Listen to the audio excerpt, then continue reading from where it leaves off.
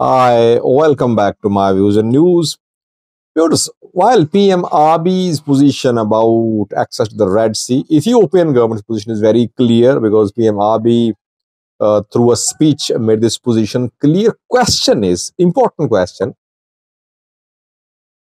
is Ethiopia-Eritrea tension about a support or there are other factors too, which made PM Abiy which forced PMRB to take a position which is anti-Eritrea? It's a very important question. So, can we say that all his talk was about access to the Red Sea, and behind his talk is his intention that he wants Ethiopia to have access to the Red Sea? It's a very important question, by the way, because we must not ignore internal situation, security situation in Ethiopia. Is there Eritrean involvement which is becoming difficult to handle for Ethiopian government despite warnings? Eritrea is not stopping. So that is why PM Abiy has come up with an agenda about Red Sea to put pressure upon Eritrea. Well, firstly, what PM Abiy said more than a week ago was all about access to the Red Sea.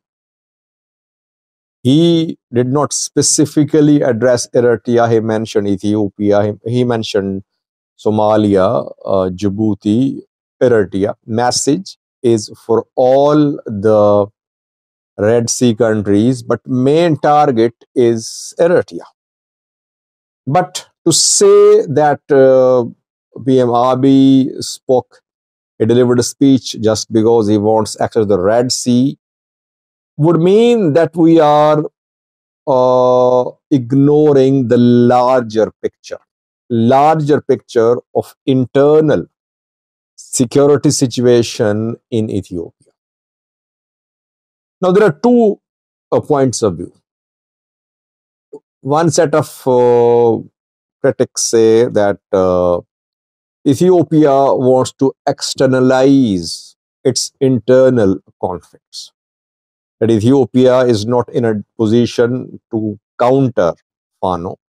Fano fighters are gradually gaining ground. Military is faced with war of attrition there. So PM Abiy wants to externalize this internal conflict by waging war or by giving gestures of waging war on Eritrea. Basically, he wants to create internal unity.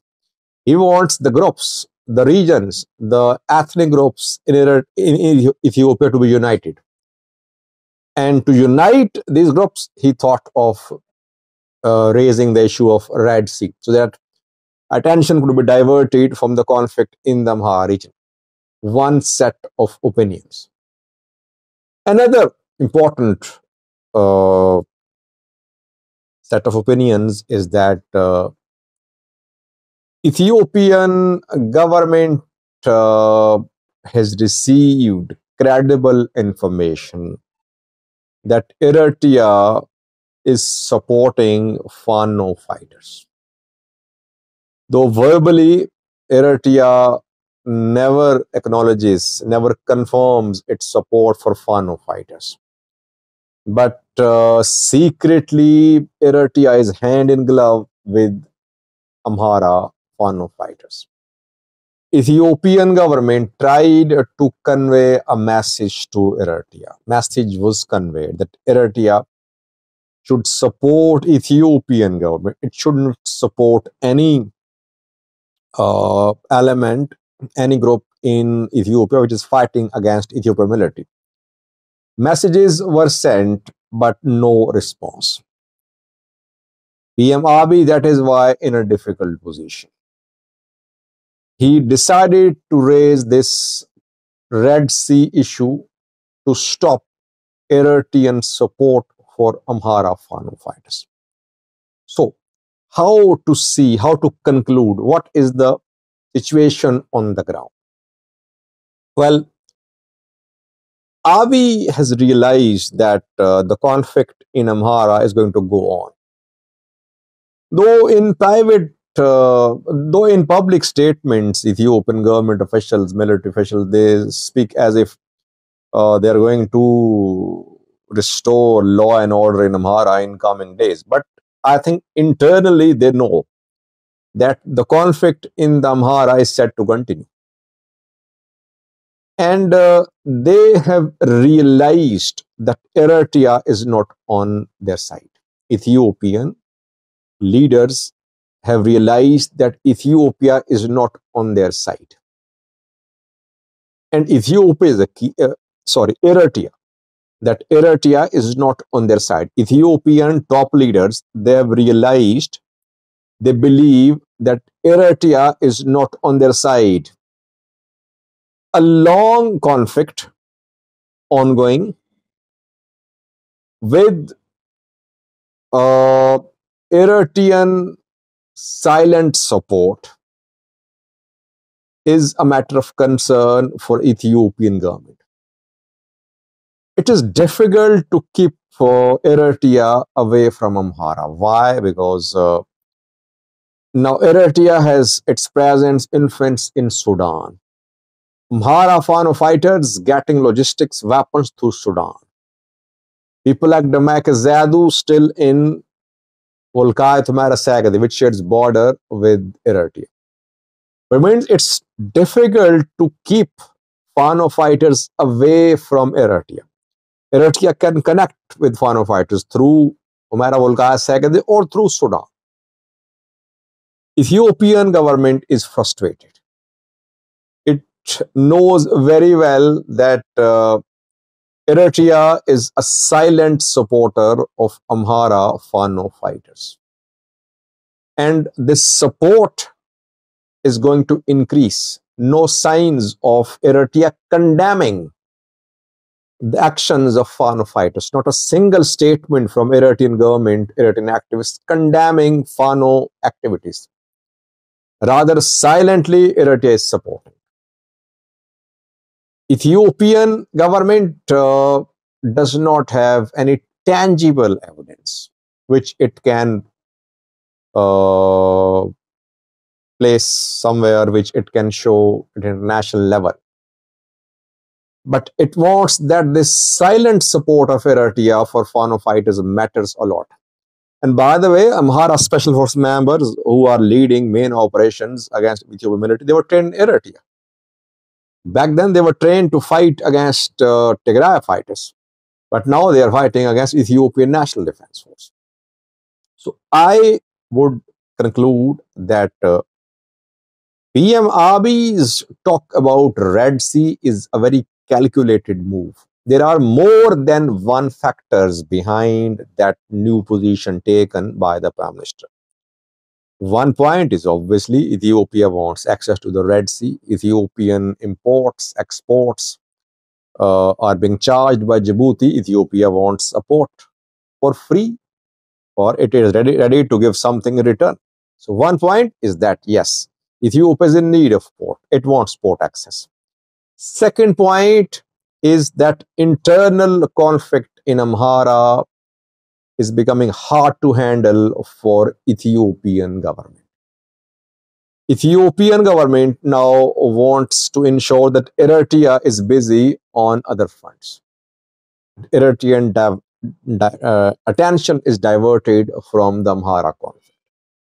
Thirdly, pressure is coming upon Ethiopian government about Tigray-Eritrea border. Tigray wants Badme back. Tigray wants Lambasa back. Eritrea not responding. Eritrean military is still there. And Tigray is now new ally. Oromo's senior partners, Tigray and junior partners, new alliance in Ethiopia. PM Abiy is not in a position to force Eritrean military out of contested territories on Tigray-Eritrea border. So, analyzing the situation internally and externally, he thought that he should try to put pressure upon Eritrea. And no one should be surprised if it is disclosed that some Westerners are backing PM Abiy, because US, European countries, they want regime change in Eritrea. For years they've been struggling. They could not. So whenever there is an opportunity for regime change in Eritrea, for an escalation against Eritrea, which could force Isaias Afwerki to leave power, Western countries, US would back the party, which would wage war on Eritrea. No one should be surprised if West and US are found on PM Abiy's side. I have not seen any statements from the West US condemning PM Abiy's new position about access to the Red Sea. We only saw statements from Djibouti, Somalia, Eritrea, Ethiopia, obviously. No one spoke from Western side. What is their position? Is PM Abiy's position in accordance with international law? Or is he violating Eritrean or other countries' territorial integrity and sovereignty when he says that Ethiopia will fight for its natural rights to gain access to the sea? It means that there are more than one factors which has led to this new position taken by Ethiopian PM Abiy. Next question would be, how would Eritrea respond? Will it step back from verbally supporting Fano fighters? Will it condemn Fano's activities? Will it retreat from territories on territorial border? No. Will it give access to Ethiopia to Assad? No. So Eritrea isn't showing any flexibility so far. Ethiopian PM Abiy believes, maybe through his through people close to him, maybe they have made him believe that he can force Eritrea to come to the table. And if Eritrea-Ethiopia talks started, you would see that Tigray-Eritrea border, that conflict in Amhara would also be part of agenda, not just access to the Red Sea. That is what I have learned and analyzed talking to people. So there are several factors, but important question is, can PM Abiy's government create internal unity to be a force to reckon with against Eritrea? Because Eritrea is dismissing Ethiopian PM Abiy's statements as childish statements that the man maybe is not in his senses. He cannot handle Fano. How can he just talk about taking control of Assad? Eritrea is basically dismissing Ethiopian PM Abiy's positions and statements. Why? Because PM Abiy does not have united Ethiopia behind him.